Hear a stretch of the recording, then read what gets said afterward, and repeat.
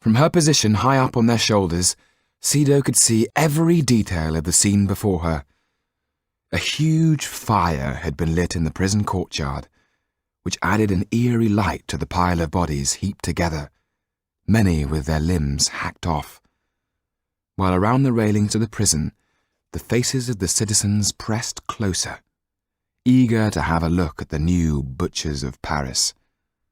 The dogs, freed at last, were licking the ground as the men sat by the heaped corpses, eating and laughing heartily, holding up wine bottles and dipping their bread in the blood.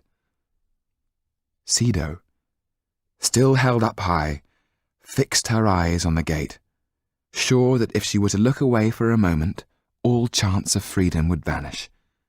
She was set down outside to join the press of onlookers.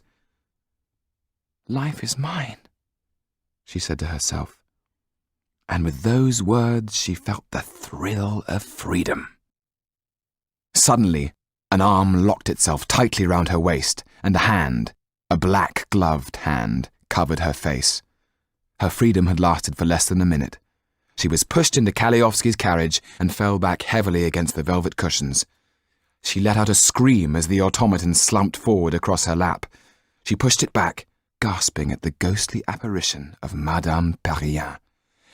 "I owe you an apology," said Citizen Kaliowski.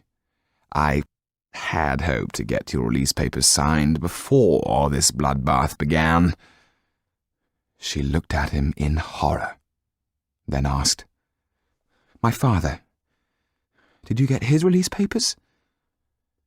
Kaliowski took a letter from his pocket and dangled it in front of her.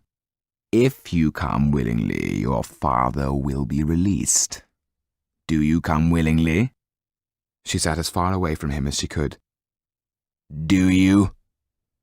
She nodded. "Kiss me then. Show me that you mean it." Sido sat trembling, battling with herself. Finally, taking a deep breath, she bent forward to kiss him on the cheek. He grabbed her, and pressing his thumb and forefinger into her jaw, forced her to look at him. His lips, like a blood-filled wound, came closer, and without thinking she spat at him. Kaliowski hit her hard across her cheek, making her eyes smart with pain. Bringing out a pure white handkerchief, he opened it up carefully and wiped his face. "Who would have thought you had such a wild spirit? It will be a pleasure to break it," he laughed. "And break it I will.